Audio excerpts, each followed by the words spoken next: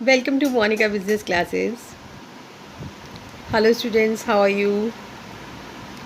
तो हम लोग अपने 11th के 8 चैप्टर्स कंप्लीट कर चुके हैं। आई होप आपको काफ़ी कुछ समझ में आया होगा और हो सकता है ऐसा भी काफ़ी कुछ भी होगा जिस पे आपको भी डाउट भी होगा कि हमें ये समझ आया है या नहीं आया है। तो डोंट वरी, जैसा मैं आप लोगों को बताती हूँ कि जब फर्स्ट टाइम ABC सीखी थी वो भी आसानी से नहीं आई थी, है ना।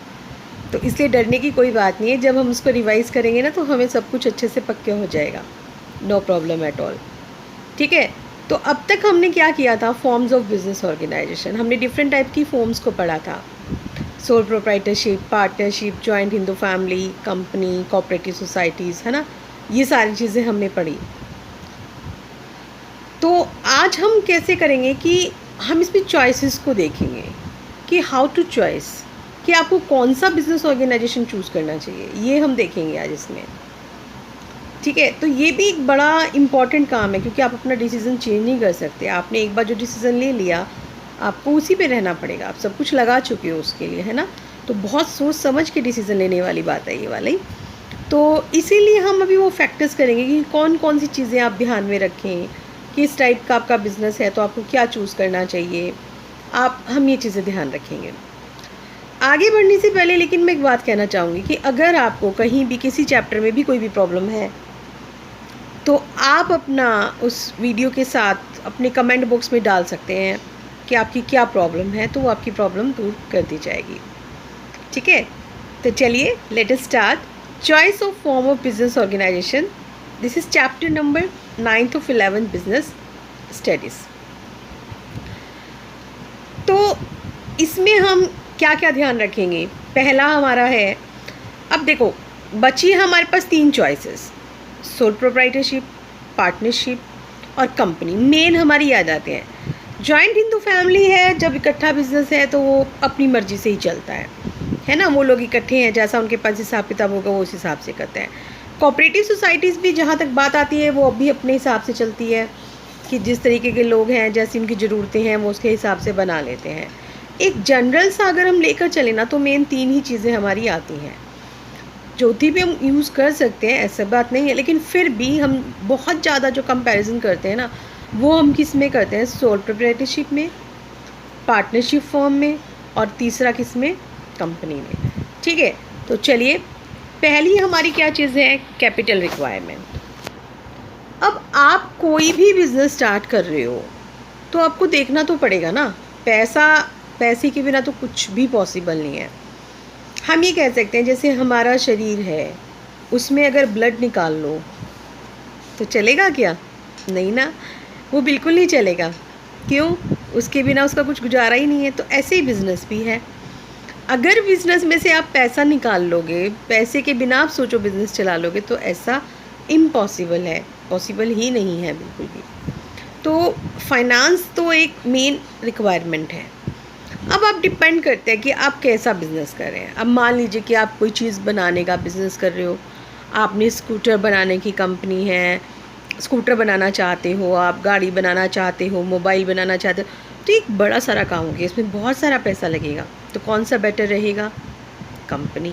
लेकिन अगर आप चाहते हो कि एक जनरल स्टोर सा खुल जाए थोड़ा सा और ज़्यादा पैसा भी ना लगे उसमें, तो किसी भी जगह जैसे आप एक ठीक सर की जगह पे खोल रहे हो तो आप सोल प्रोवाइडरशिप भी कर सकते हो, आप अपने हिसाब से कर सकते हो। थोड़ा सा ज़्यादा बड़े लेवल का करना है तो पार्टनरशिप कर लोगे, अदरवाइज़ आप अकेले भी कर सकते हो, है ना। तो डिपेंड करता है कि आपकी रिक्वायरमेंट कितनी है। तो यहाँ से फिर हमें क्या पता चला, कम रिक्वायरमेंट है तो सोल प्रोप्राइटरशिप, थोड़ी सी ज़्यादा पार्टनरशिप, और अगर बहुत ज़्यादा चाहिए तो कहाँ पे आ जाओ, कंपनी में। ठीक है। दूसरी चीज़ क्या आ जाती है, लाइबिलिटी ऑफ ऑनर्स। अब ऑनर्स में कि यहाँ पे लाइबिलिटी का क्यों आता है भाई, ये तो मोस्ट इम्पॉर्टेंट है। लाइबिलिटी आपकी 2 प्रकार की होती है, लिमिटेड और अनलिमिटेड। 2 प्रकार की होती है ना, ये सीमित और ये असीमित। तो अब असीमित में क्या था, यहाँ आपको अपनी प्राइवेट प्रॉपर्टी भी बेचनी पड़ जाएगी, लेकिन यहाँ नहीं बेचनी पड़ेगी। यही चीज़ थी ना आपकी। तो अब आपको देखना है कि किस चीज़ में आपका क्या है। अब अगर आप अपनी अनलिमिटेड लायबिलिटी नहीं रखना चाहते तो आप कौन सी में करेंगे? कंपनी में, क्योंकि सोल प्रोप्राइटरशिप में भी और पार्टनरशिप में भी दोनों में ही क्या है? अनलिमिटेड लायबिलिटी है। ठीक है, फिर तीसरा क्या चीज़ आ जाती है अब हमारी, और फैसिलिटी इन फॉर्मेशन। अब बनाने में भी देखना पड़ेगा। सोल प्रोप्राइटरशिप शुरू करना है तो कोई प्रॉब्लम ही नहीं है आपको, आप अपनी मर्जी से कभी कहीं भी शुरू कर सकते हो।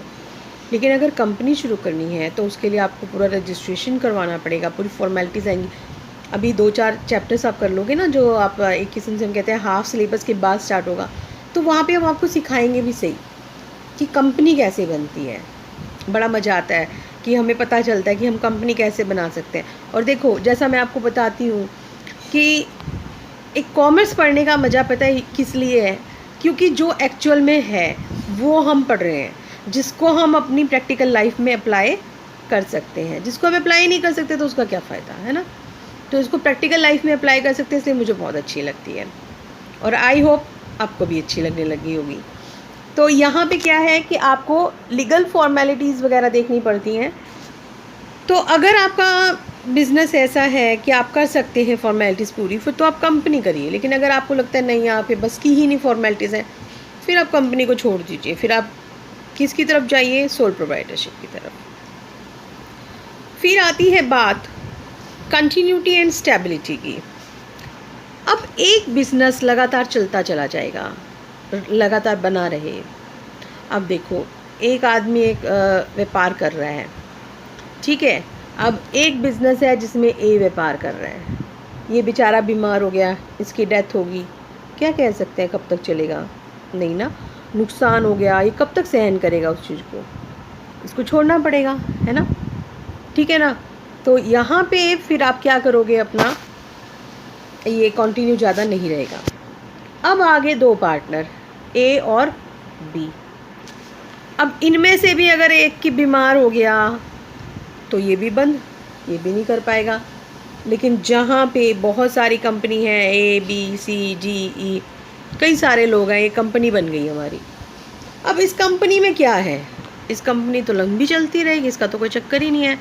अब कल को सी कह दे मैं जा रहा हूँ, चला जा भाई, हमें क्या फ़र्क पड़ता है ना। एफ़ बोले मैं आ रहा हूँ, आजा भाई, हमें क्या फ़र्क पड़ता है, हमें कोई फ़र्क नहीं पड़ता।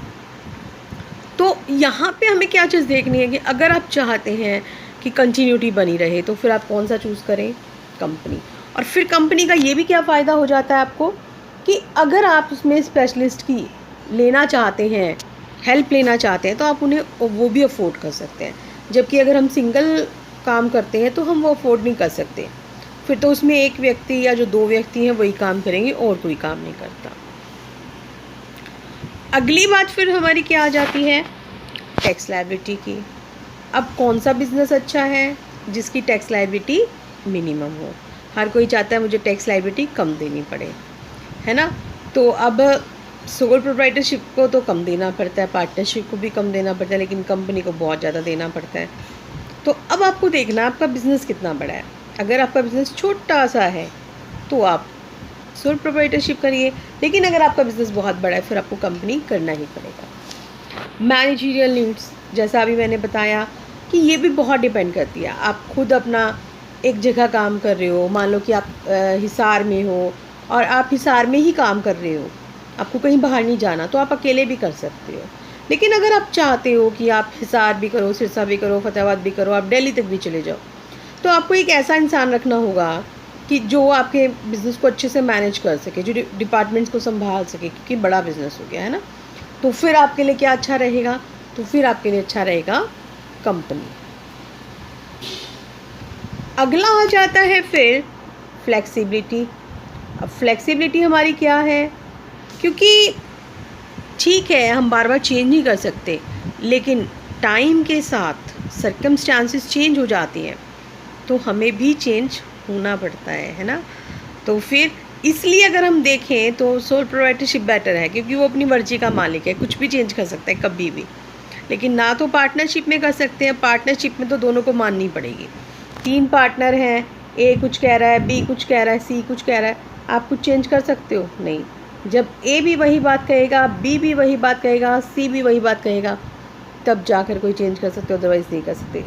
ठीक है, तो इसलिए फिर आपके लिए बेटर कौन सा है, सोल प्रोप्राइटरशिप। और कंपनी में भी आपको काफ़ी मीटिंग्स करनी पड़ती हैं, तो वो अच्छा नहीं रह जाता।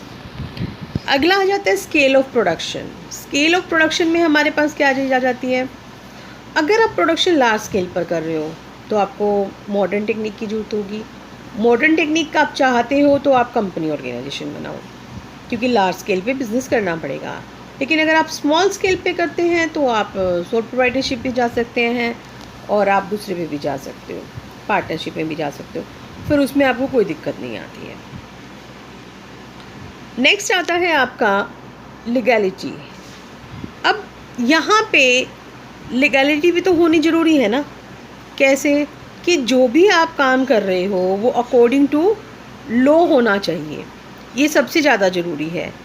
अब जैसे पार्टनरशिप के लिए कौन सा एक्ट बना था, इंडियन पार्टनरशिप एक्ट। कंपनी के लिए कौन सा है, कंपनीज एक्ट। कोऑपरेटिव सोसाइटी के लिए कौन सा है, कोऑपरेटिव सोसाइटीज़ एक्ट, है ना, याद आया। तो आपको अगर जो करना है तो आपको ऐसा चूज़ करना चाहिए जो लीगल हो। और चीज़ आप देखोगे, नीड ऑफ सिक्रेसी। अब गोपनीयता किस में है, सीक्रेट किस में रहेगा, कंपनी में रहेगा नहीं, वहाँ तो सब कुछ ही पब्लिश हो जाता है। पार्टनरशिप में कंपनी की जगह रहेगा, कंपनी में तो बिल्कुल ही नहीं है, पार्टनरशिप में थोड़ा बहुत है। और अगर हम करें सोल प्रोप्राइटरशिप की बात, वहाँ तो सारा ही है, सीक्रेट ही सीक्रेट है, क्योंकि एक ही व्यक्ति काम करने वाला है तो वो बंदा उससे बाहर जा ही नहीं सकता। अगला आता है गवर्नमेंट कंट्रोल। अब गवर्नमेंट कंट्रोल क्या है, जब आप कंपनी बनाते हैं तो कंपनी पर तो गवर्नमेंट के रूल्स रेगुलेशंस आपको फॉलो करने पड़ते हैं, है ना। लेकिन इसमें ऐसा नहीं होता, आपको उसके लिए रूल्स रेगुलेशंस फॉलो नहीं करने पड़ते सोल प्रोप्राइटरशिप वगैरह में। तो आप देखना पड़ेगा आपको कि आप कौन सी चीज़ चाह रहे हैं। अगर आपको लगता है कि भी आप रूल्स रेगुलेशंस फॉलो कर सकते हैं, आपको बिज़नेस, तो आप कंपनी चलाइए, अदरवाइज़ आप अपना सोल प्रोप्राइटरशिप या फिर पार्टनरशिप करिए। तो मतलब इन शॉर्ट अगर हम ये कहें तो हम ये कह सकते हैं कि अगर आपने एक बार डिसीज़न ले लिया तो जल्दी उसे आसान नहीं होता चेंज करना। तो आपने देखा बहुत सारे फैक्टर्स इस पे अफेक्ट हुए, कौन कौन से, जैसे कि हमारे पास पैसे की रिक्वायरमेंट है, जगह की रिक्वायरमेंट है, मैनेजरल स्किल्स हमने देखा, सिक्रेसी देखी, गवर्नमेंट कंट्रोल देखा, लीगलिटी देखी। तो मतलब एक ही छोटा मोटा डिसीज़न नहीं है कि आप बिज़नेस जो कर रहे हैं ना, वो छोटा मोटा डिसीज़न नहीं है, बहुत सोच समझ के करने वाला डिसीज़न है। तो हम ऐसे जो बिज़नेस में होता है ना, तो हम इनको चेंज नहीं कर सकते, हमें बड़ा तसल्ली से ध्यान से काम करना पड़ता है। जब आप ये चीज़ें पढ़ते हो ना, तो आप ये देखोगे कि पैसा कमाना कोई आसान नहीं होता, उसके लिए बहुत मेहनत करनी पड़ती है ना। तो धीरे धीरे आप इन चीज़ों को समझोगे, सब कुछ आएगा। ठीक है, तो आज के लिए इतना ही। और अगर आपको कोई प्रॉब्लम आती है तो मैं फिर आपको कहूँगी कि आप कमेंट बॉक्स में डालना ना भूलिए। और अगर ये वीडियो अच्छी लगे तो इसे शेयर और लाइक करना भी ना भूलें। Bye bye.